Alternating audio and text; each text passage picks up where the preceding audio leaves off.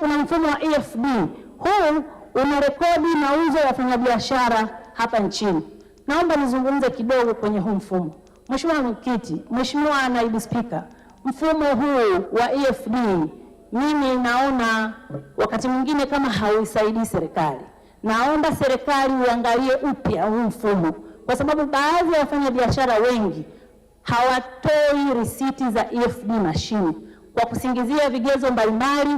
Wakati mwingine wanaficha zile mashine, na wengine pia unaweza ukaenda kununua bidhaa za milioni 10, lakini mfanyabiashara akakwambia bwana, ili nikupe risiti labda nikupe ya milioni 1. Kwa hiyo unaweza kuona mapato mengi yanapotea sana kwenye huu mfumo, na iomba serikali iangalie kwa jicho la kipekee huu mfumo.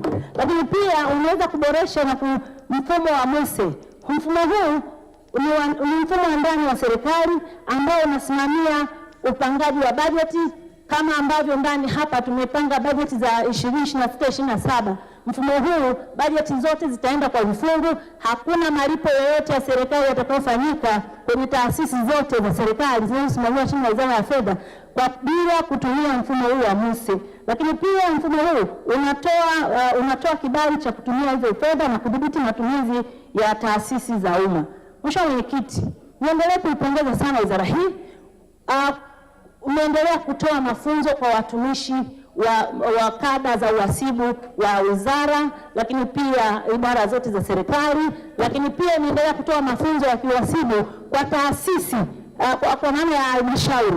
Mheshimiwa Mwenyekiti, wahasibu hawa wamekuwa wakipata mafunzo ya viwango vya kimataifa vya uhasibu kwa maana ya IPSAS Across, pamoja na kupewa mafunzo ya miongozo ya uhasibu ambayo yanatolewa na bodi ya NBAA. Mheshimiwa Mwenyekiti, lengo la kutoa mafunzo haya kuwawezesha wahasibu au watumishi wale kutoa taarifa za kitaifa zaidi, kwa maana zenye kiwango cha kitaifa zenye mashiko. Mheshimiwa Mwenyekiti, hapa sasa naomba pia nichangie kuhusiana na ofisi za hazina ndogo.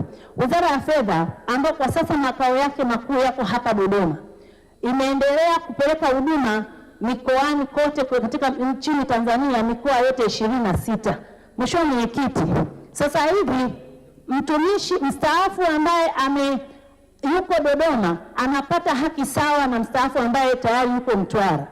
Na watumishi hawa, Mheshimiwa Mwenyekiti, watumishi wa hazina ndogo ndio roho ya utekelezaji wa bajeti hizi tunazopitisha humu ndani bungeni. Mheshimiwa Mwenyekiti, nasikitika tu kusema baadhi ya ofisi nyingi hazina sifa zile ofisi za hazina ndogo.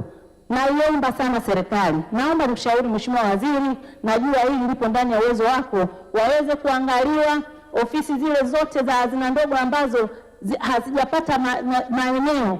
Naomba ukae na waziri wa ardhi ili waweze na wao kupata maeneo, waweze kujenga ofisi zenye hadhi za kisasa ambazo zinaendana sasa na kutumikia taasisi za fedha. Wamekuwa wakijisikia vibaya sana watumishi hawa. Kuna wateja wakifika subwarranty orders, baadhi ya subwarranty orders wanatoka kwenye ofisi nzuri, lakini ofisi ambayo inatoa huduma haieleweki vizuri. Naomba pia niendelee kuishauri serikali kuendelea kuboresha mifumo ya kidijitali na kudhibiti uvujaji wa mapato, ikiwemo mfumo wa EFD mashine. Mheshimiwa Mwenyekiti, serikali ipanue wigo wa kodi bila kuongeza kiwango cha kodi. Mheshimiwa Mwenyekiti, Mheshimiwa Naibu Spika, naomba uniruhusu nizungumze na Watanzania, watumishi wote wa serikali, na washauri watumishi wote, tuendelee kuzitunza rasilimali za nchi yetu, lakini tuendelee kutunza miundombinu iliyogharamiwa na serikali. Miundombinu hii imegharamiwa kwa kiasi kikubwa sana na imetokana na kodi na mapato yanayokusanywa na wizara hii, ili pesa zitakazopatikana nyingine ziweze kuendelea kuanzisha miundombinu mingine na sio kwenda kulipewa miundombinu ambayo tayari ilishakwisha tengenezwa.